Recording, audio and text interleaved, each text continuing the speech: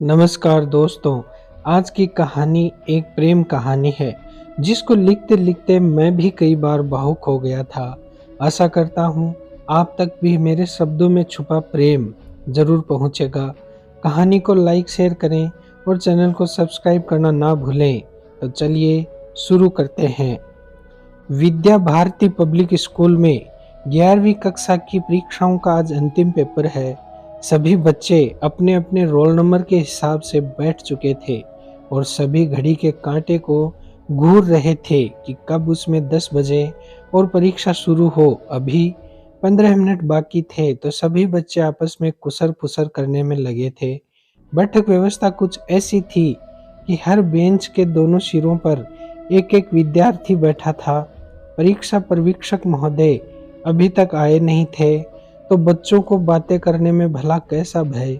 सभी अपने आगे पीछे आजू बाजू वालों से पेपर कैसा आ सकता है और यदि कठिन पेपर आए तो कैसे वीक्षक की नजरों से बचकर एक दूसरे की सहायता करनी है। इन्हीं भांति भांति की योजनाओं को बनाने में व्यस्त थे। इतने अधिक शोरगुल में भी एक बेंच ऐसी भी थी जो कि एकदम शांत थी, जिसके एक छोर पर सौम्या तो दूसरे छोर पर राज बैठा था और दोनों चुपचाप एक टक नजर से एक दूसरे को देख रहे थे। उन्हें कुछ पता न था कि उनके आसपास क्या चल रहा है। वो तो बस इस शोरगुल में भी एक दूसरे के दिलों की धड़कनों को सुनने की कोशिश कर रहे थे। सौम्या और राज पिछले 2 साल से साथ ही पढ़ रहे थे, एक दूसरे को पसंद भी बहुत करते थे और जब भी दोनों की नजरें टकराती तो फिर वह लम्हा वहीं ठहर सा जाता था।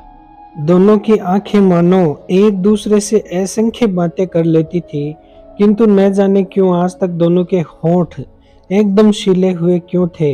न राज ने कभी सौम्या से कुछ कहा और ना ही सौम्या ने राज से। राज अपनी कक्षा में अव्वल था तो सौम्या भी उसके बाद 2 नंबर पर ही थी। राज के लिए पूरी कक्षा में कोई भी ऐसा नहीं था कि जिससे वह बोलता ना हो, चाहे वह लड़का हो या लड़की। दूसरी तरफ सौम्या भी बहुत ही खुश मिजाज थी और बहुत जल्द ही सबसे घुल मिल जाती थी, किंतु पता नहीं क्यों इन दोनों के बीच यह कैसी खामोशी थी। दिल ही दिल में दोनों अच्छे से जानते थे कि वो दोनों एक दूसरे के लिए कितना प्यार और फिक्र रखते हैं। जब भी किसी दिन कोई एक स्कूल नहीं आता था तो दूसरा उसके लिए कितना फिक्रमंद रहता था और अगले दिन जब तक एक दूसरे की आंखों में नहीं देखते थे तब तक दिल में अजीब सी फिक्र बेचैनी रहती थी। लेकिन जैसे ही एक दूसरे का चेहरा दिखता और नजरें टकराती तो मानो वह नजरें सब कुछ बिना बोले ही समझ जाती। ऐसा ही परीक्षा देते वक्त होता। जब भी एक किसी प्रश्न को हल करने में फंसता तो दूसरा उसकी मदद बिन बोले ही कर देता। आज भी दोनों एक दूसरे से आंखों ही आंखों में बातें कर रहे थे और चेहरे पर लिखा हाव भाव पढ़ रहे थे। कैसा अजीब सा बंधन था दोनों के बीच। इतनी खामोशी के बावजूद भी वह दोनों जितना एक दूसरे को जानते थे, शायद ही किसी और के बारे में उन्हें उतना पता हो। जैसे जैसे घड़ी का कांटा 10 बजाने की ओर बढ़ रहा था, वैसे वैसे अचानक ही राज की धड़कनों की गति भी बढ़ने लगी। उसने सौम्या की आंखों में पढ़ा, जैसे वह कह रही हो कि राज, आज इस खामोशी को तोड़ देना, आज प्लीज कुछ तो बात मुझसे कर लेना। जैसे ही राज को यह एहसास हुआ, उसकी सांसें बहुत तेज हो गई। उसे कुछ समझ नहीं आ रहा था कि वह क्या करे, क्या बोले। पता नहीं क्यों वह यह खामोशी तोड़ नहीं पा रहा था। तभी अनायास ही उसके होंठ हिले। इधर उसी पल सौम्या के भी होंठ हिले और आवाज आई, सौम्या, राज, और फिर दोनों चुप हो गए। तभी स्कूल की घंटी बजी और शिक्षक भी कक्षा में आ गए और सबको पेपर बांटकर गुड लक बोला और पेपर शुरू करने को कहा। इधर सौम्या और राज ने आज पहली बार एक दूसरे को पुकारा था। इस पल के लिए पूरे 2 साल इंतजार किया था उन्होंने। कितना हसीन पल था ये उनके लिए। यह तो कोई उनके दिल की धड़कनों से पूछे। अभी भी दोनों के कानों में एक दूसरे की आवाज ही गूंज रही थी। इस हसीन एहसास के साथ दोनों ने एक दूसरे को देखा। फिर मुस्कुराए और अपने अपने पेपर करने में लग गए। लगभग 15 मिनट बाद राज से नहीं रोका गया। अब वो आज के इस दिन को और भी खास बनाना चाहता था, ताकि आगे आने वाले जीवन में जब भी इस दिन को याद करे तो उसे बस खुशियां ही खुशियां मिलें। इन्हीं विचारों में खोए राज ने अपनी आंसर शीट पर लिखा, सौम्या, मैं तुमसे कुछ कहना चाहता हूँ, और अपनी आंसर शीट सौम्या की तरफ करके उसे पढ़ने का इशारा किया। सौम्या ने पढ़कर अपनी आंसर शीट में लिखा कि कहना तो मुझे भी बहुत कुछ है, किंतु यहाँ नहीं, और राज को पढ़ा दिया। तब राज ने लिखा, लेकिन मुझे अभी कहना है, और सौम्या की आंखों में प्यार से देखने लगा। फिर सौम्या ने लिखा, राज, मैं समझ सकती हूँ तुम क्या कहना चाहते हो, किंतु अभी सब हैं यहाँ, सबके सामने नहीं कहना कुछ भी, और पहले मुझे तुम्हें कुछ बताना है, वह सुन लेना, फिर कह देना जो भी तुम्हारे दिल में है, मैं नहीं रोकूंगी। यह पढ़कर राज मुस्कुराया। उसे लगा कि सौम्या शर्मा रही है, तो उसे कुछ और छेड़ने का मन हुआ। तब राज ने लिखा कि नहीं नहीं, मैं तो अभी सबके सामने कहूँगा। तब सौम्या ने लिखा कि मैं भी यही चाहती हूँ कि तुम जो कहना चाहते हो वह इन्हीं सबके सामने नहीं, बल्कि सारे संसार के सामने कहो। किंतु उससे पहले कुछ है जो तुम्हें जानना जरूरी है। प्लीज बात मानो मेरी, चुपचाप पेपर हल करो और परीक्षा के बाद यहीं रुक जाना, फिर बात करेंगे। तब राज मुस्कुराया और लिखा, अच्छा जी, अभी से डराना धमकाना शुरू, अच्छी बात है, जैसी आपकी आज्ञा मेरे आका। सौम्या ने यह जब पढ़ा तो हंस पड़ी और लिखा, अब आंसर शीट इन बातों से ही भरनी है या प्रश्नों को भी हल करना है। राज ने भी उसे पढ़ा और मुस्कुराया, और फिर दोनों अपने अपने पेपर में जुट गए। बीच बीच में दोनों की नजरें फिर एक दूसरे से टकरा जाती। कुछ पल एकटक देखते रहते और फिर मुस्कुराकर वापस अपने पेपर में लग जाते। देखते ही देखते 3 घंटे का समय एक पल में गुजर गया और वीक्षक ने सबसे आंसर शीट वापस ले ली और कमरे से चले गए। वीक्षक का कमरे से बाहर निकलना था कि सारे बच्चे भी बाहर निकलने लगे। सभी के बाहर जाने के बाद भी राज और सौम्या कमरे में ही अपनी अपनी जगह पर बैठे रहे। कुछ पल की खामोशी के बाद दोनों ने एक दूसरे की तरफ देखा। फिर राज बोला, सौम्या, मुझे कुछ कहना है। तब सौम्या बोली, पहले मैं तुम्हें कुछ बताना चाहती हूँ, वह जान लो, फिर तुम जो चाहे कह देना। तब राज उठा और सौम्या के पास जाकर उसके होठों पर अपनी एक उंगली रखकर बोला, पहले मैं कहूँगा, और सौम्या की तरफ अपना दूसरा हाथ बढ़ाया। सौम्या ने अपना हाथ राज के हाथ में दिया और दूसरे हाथ से उसकी अंगुली को पकड़कर अपने होठों से अलग करते हुए बोली, लेकिन राज। तभी राज बीच में बोलते हुए, अब रुक भी जाओ सौम्या, प्लीज सुन लो ना। और फिर सौम्या की आंखों में देखने लगा, मानो उसे मनाने का अंतिम प्रयास कर रहा हो। इधर सौम्या भी उन आंखों को आसानी से पढ़ सकती थी, तो फिर वह राज को मना नहीं कर पाई। फिर राज ने उसके हाथ को चूमा और चूमते हुए बोला, आई लव यू सौम्या, मैं तुमसे बहुत प्यार करता हूँ। मैं तुम्हारे साथ आगे आने वाले जीवन में जवान होना चाहता हूँ, तुम्हारे साथ बूढ़ा होना चाहता हूँ, और इस जीवन को प्यार के हसीन रंगों से भर देना चाहता हूँ। राज की बातें सुन सौम्या का हर अंग, हर रुआ रुआ खुशी से झूम उठा। इतनी खुशियाँ उसे जीवन में आज तक कभी ना मिली थी, और इसी खुशी के चलते उसकी आंखों से आंसुओं का झरना बहने लगा। तब सौम्या ने राज को अपनी तरफ दोनों हाथों से खींचा और उसे बेतहाशा चूमने लगी। कुछ पल के लिए राज भी उस प्यार भरे लम्हे के हवाले खुद को कर चुका था। फिर सौम्या राज से लिपट गई और धीरे से उसके कान में बोली, आई लव यू टू राज, मैं भी तुम्हारे साथ मेरे जीवन का हर लम्हा इतना ही हसीन, खुशनुमा और प्यार से भर देना चाहती हूँ। किंतु कहते कहते सौम्या के होंठ मानो सिल से गए थे, और फिर उसके रोने की सिसकियां ही उस खामोशी में घुल रही थी। कुछ क्षण बाद राज बोला, किंतु क्या सौम्या, क्या हुआ, बोलो कुछ। तब सौम्या बोली, बताती हूँ, बस एक बार मुझे जी भरकर तुम्हारे सीने में छुपकर रो लेने दो, मुझे अपने से अलग मत होने दो। यह कहते कहते सौम्या ने राज को और भी कसकर गले लगा लिया। फिर राज भी होले होले उसके बालों को सहलाने लगा और उसे शांत करने की कोशिश करने लगा। उसे कुछ समझ नहीं आ रहा था कि सौम्या क्या बताने वाली है। उसने पहली बार सौम्या को ऐसे रोते देखा था, जो कि उसके लिए भी असहनीय था। कुछ देर बाद सौम्या लिपटे लिपटे ही बोली, राज, तुम्हारा बहुत बहुत शुक्रिया जो आज तुमने मुझे मेरे जीवन का सबसे सुंदर, सबसे प्यारा और कभी भी ना भूलने वाला इतना हसीन लम्हा जीने का मौका दिया। ना जाने आज यदि मैं इन धड़कनों को ना सुन पाती तो पता नहीं कभी यह मौका मुझे फिर मिल पाता या नहीं। यदि आज भी तुम बस मेरी आंखों से ही बातें करके चले जाते तो मैं मेरे इस दिल की हर ख्वाहिश को तुम्हारे सामने कभी ना रख पाती शायद। सौम्या की बात सुन राज ने उसे अपने से अलग करने की कोशिश की और कुछ बोलने लगा। तभी सौम्या बोली, राज, मुझे कुछ पल ऐसे ही तुमसे लिपटे रहने दो। शायद जो मैं तुम्हें कहना चाहती हूँ वह इन आंखों में देखकर ना कह पाऊँ। कहते कहते फिर सौम्या रोने लगी। फिर कुछ क्षणों में खुद को शांत करते हुए बोली, राज, मुझे नहीं पता तुम मेरा यह सच जानकर कैसे रिएक्ट करोगे, लेकिन प्लीज मुझे खुद से दूर मत करना। तब राज बोला, नहीं करूँगा, अब प्लीज बता भी दो, डरो मत।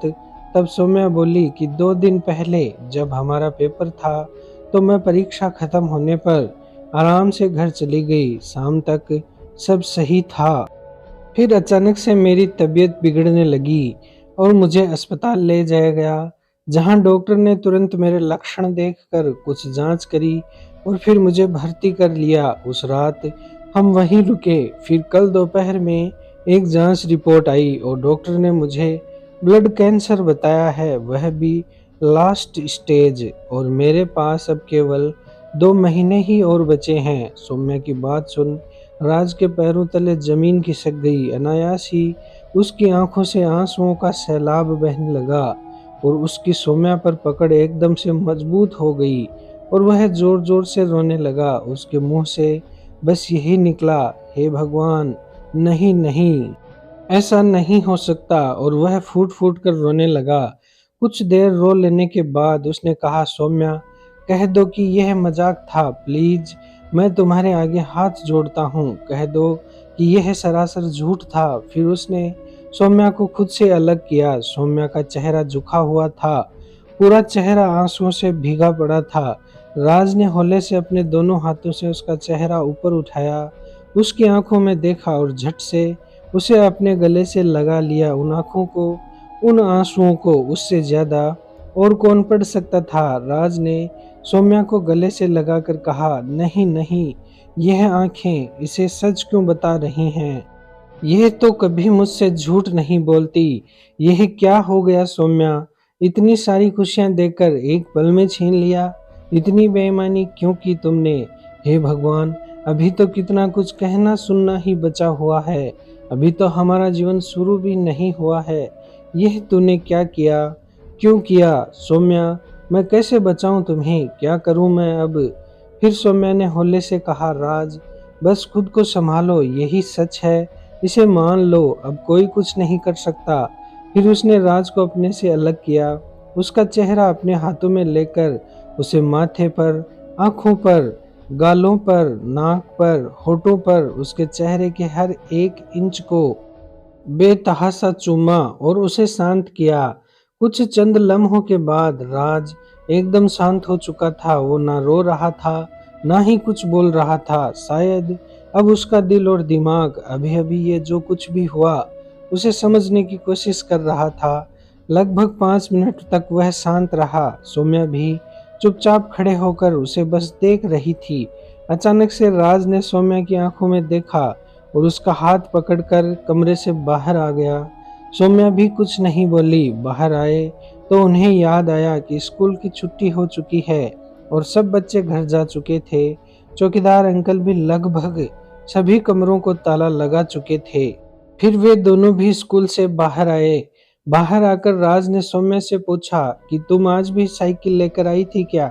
तब सौम्या बोली, नहीं, मैं टैक्सी में चली जाऊंगी। तब राज ने अपनी बाइक स्टार्ट करी और सौम्या को उस पर बैठने को कहा। तब सौम्या बोली, मैं चली जाऊंगी राज, तुम जाओ।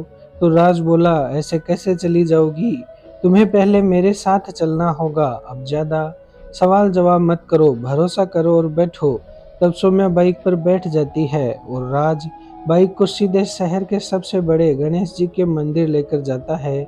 मंदिर पहुंचकर सौम्या का हाथ पकड़कर मंदिर में ले जाता है, जहां भगवान श्री गणेश की मूर्ति के गले में 2 फूलों के हार डाले हुए थे। राज ने पुजारी से कहकर वो फूलों की मालाएं, वो हार ले लिए। एक सौम्या को दिया और एक खुद रखा। फिर सौम्या के गले में वह फूलों का हार पहना दिया और सौम्या को भी उसे हार पहनाने का इशारा किया।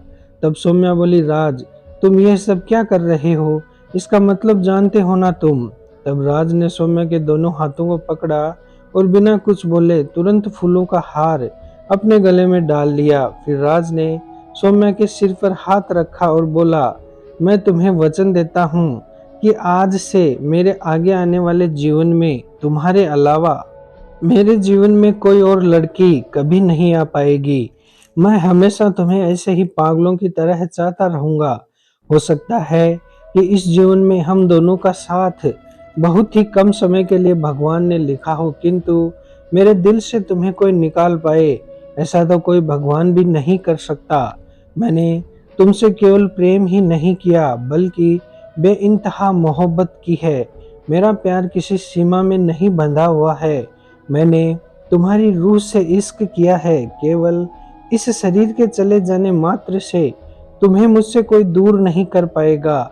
मैं हर पल हर लम्हा अपनी इन धड़कनों में तुम्हें जिंदा रखूंगा। फिर गणेश जी के चरणों में रखा सिंदूर लेकर राज ने सौम्या की मांग भरते हुए कहा कि आज इस भगवान और अग्नि को साक्षी मानकर मैं तुम्हें मेरी पत्नी स्वीकार करता हूँ। अब सौम्या कुछ बोल नहीं रही थी, बस उसकी आंखों से आंसू अनवरत बह रहे थे। फिर राज ने उसके आंसू पोंछे और कहा कि इसी पल से रोना धोना बंद, और जो कुछ भी तुमने सोच रखा है हमारे आने वाले जीवन में करने का, वह सब खुशी खुशी एक साथ करेंगे। और अपने दिल से यह डर निकाल देना कि मैं तुम्हें अपने से दूर कर दूंगा, ऐसा कभी भी नहीं होगा। फिर दोनों ने पंडित जी के पांव छूकर आशीर्वाद लिया और मंदिर से बाहर आए। तब सौम्या बोली, राज यह तुमने जो अभी अभी कहा है और किया है, इसके बारे में घर वालों को क्या बताओगे, और वे सब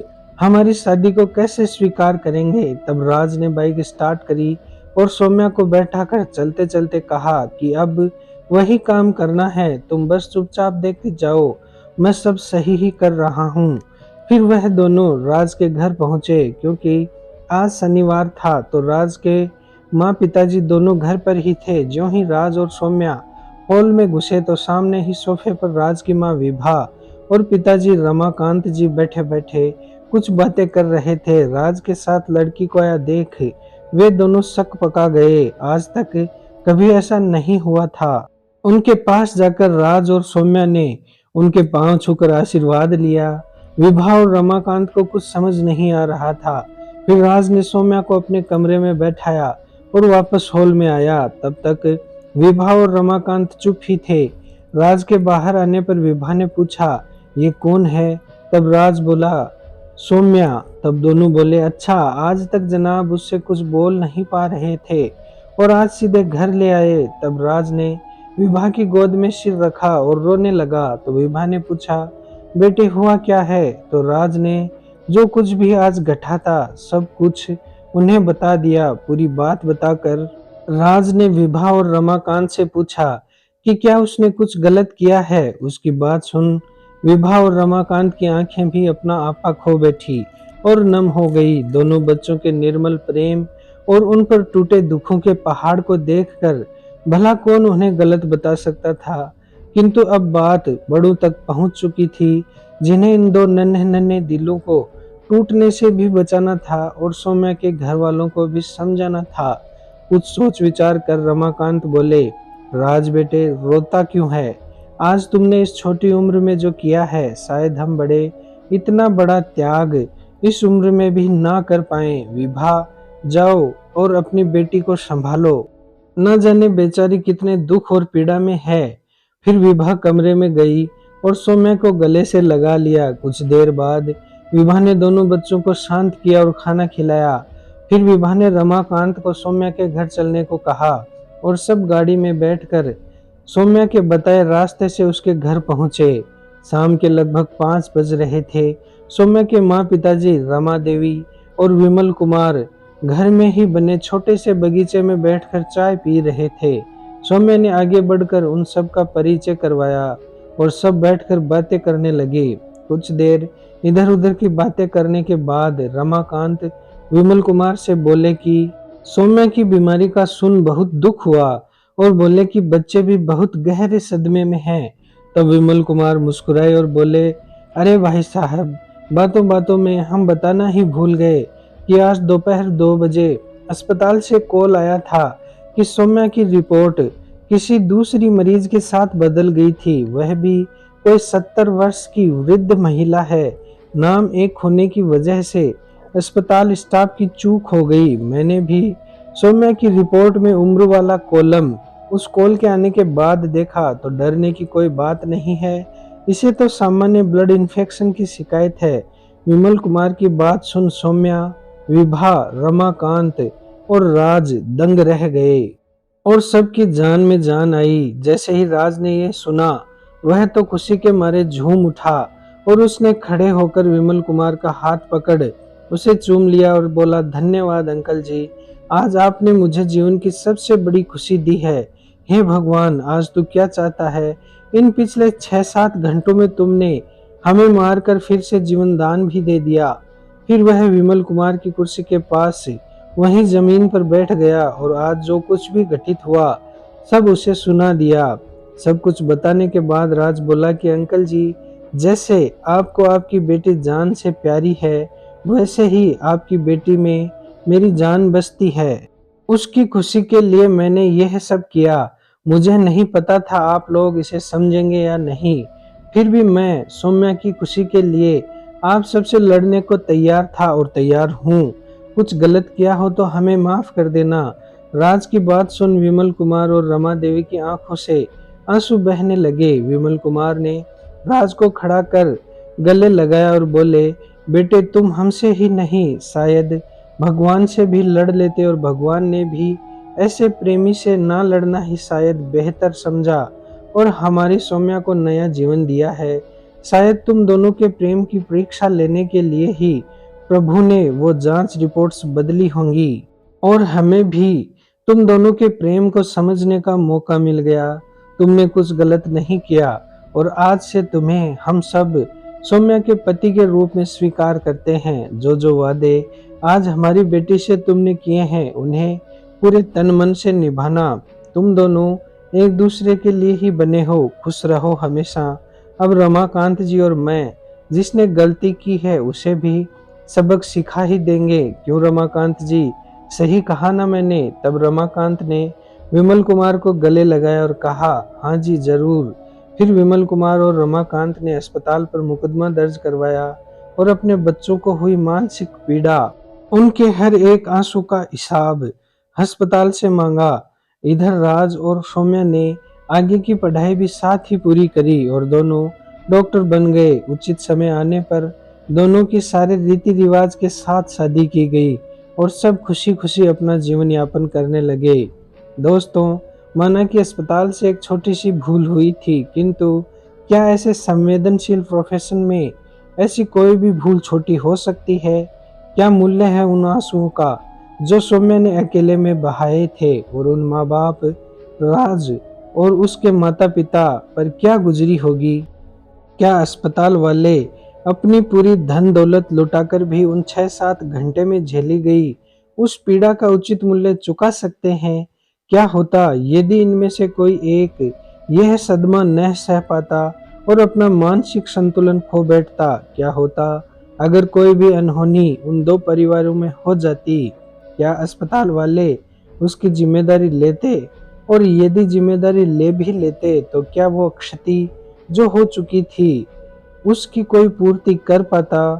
दोस्तों, कहानी कैसी लगी? अपने सुझाव कमेंट्स करें। कहानी को लाइक शेयर करें और चैनल को सब्सक्राइब करना ना भूलें। जय हिंद, वंदे मातरम।